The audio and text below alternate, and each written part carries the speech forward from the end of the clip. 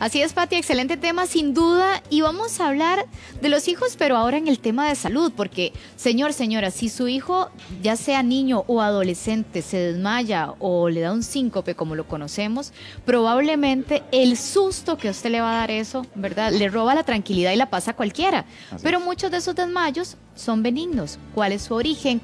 ¿Hay tratamiento? Bueno, eso lo vamos a abordar puntualmente con el doctor Armando Alfaro, cardiólogo pediátrico y electrofisiólogo. Muy buenos días, doctor. Buenos días, Verónica. Muchas gracias por tenerme aquí de nuevo. Un placer compartir con usted en esta mañana. Doctor, ¿qué puede provocar un desmayo?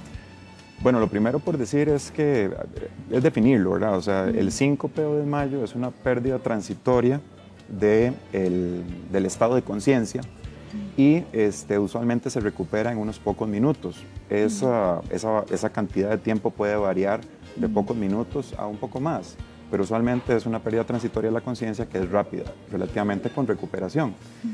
Casi siempre se da al final y al fin y al cabo se produce por un problema de regulación de la presión, lo cual hace disminuir la cantidad de sangre que le llega al cerebro y el cerebro se desconecta momentáneamente y produce una caída, una pérdida del tono postural y por lo tanto una pérdida del estado de conciencia. Eso es lo que lo provoca al final, ¿verdad? Entonces, dentro de las causas principales, como bien lo apuntabas vos, gracias a Dios en pediatría lo más importante son problemas en la regulación de la presión arterial y de los mecanismos que regulan la presión arterial y por lo tanto es donde se provocan los problemas para que la sangre llegue con el oxígeno y el azúcar que el cerebro necesita para regularse adecuadamente.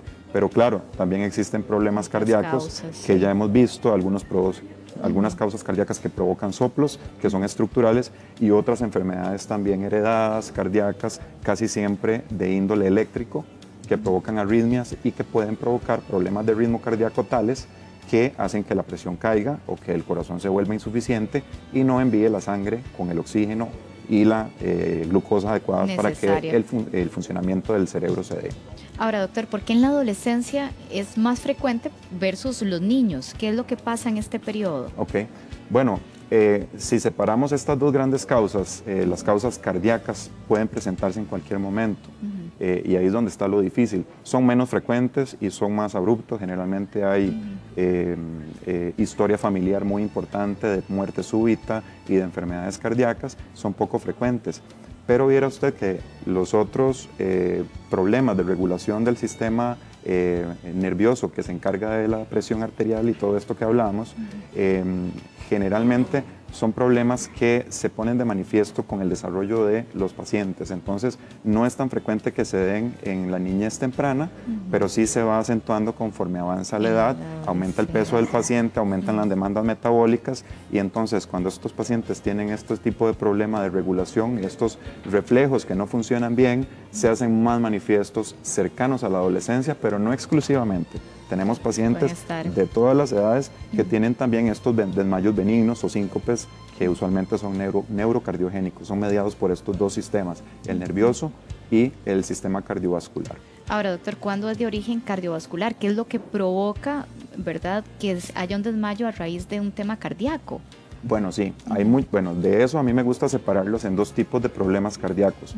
Uno, los problemas estructurales, que es donde el corazón tiene algún problema, algún tipo de anomalía que provoca falta de la salida de sangre del corazón, por ejemplo, una estenosis aórtica, que es una de las válvulas principales del corazón, que si está más cerrada de lo normal, cuando el paciente trata de hacer un poquito más de actividad física, no le va a llegar la cantidad de sangre que necesita el cerebro y se va a desmayar. Entonces, problemas estructurales y ya después otras enfermedades que por sí solas pueden producir problemas eléctricos y que hacen que el paciente tenga un corazón ineficiente, cardiomiopatía hipertrófica, por ejemplo, síndrome de QT prolongado, síndrome de QT corto, enfermedad de Brugada,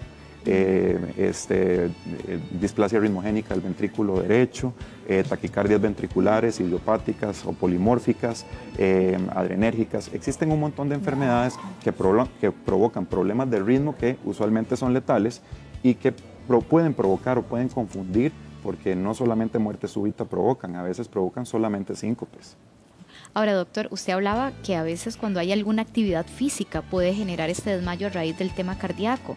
¿Qué pasa cuando es ese chico que se desmayó en un partido de fútbol, en la clase de educación física del colegio? qué es lo que está afectando ahí. Aquí es muy importante relacionar y no relacionar estas cosas, porque la gente se podría alarmar con esto. Existen dos formas de desmayarse relacionándose al ejercicio. Una es desmayarse y simplemente desconectarse cuando usted va corriendo o cuando está haciendo una actividad física, sin previo aviso, sin sentirse mal. Y por primera vez, nada más, doctor. Eso no es normal, nunca.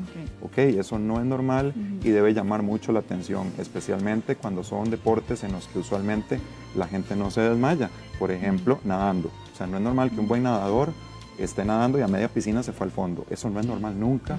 Tampoco los casos que hemos visto, ¿verdad? Muy dramáticos, tanto en basquetbol como en fútbol americano, en fútbol, ¿verdad? Donde el jugador de un pronto a otro simplemente cae sin previo aviso y sin nada. Eso no es normal y eso es síncope durante el deporte.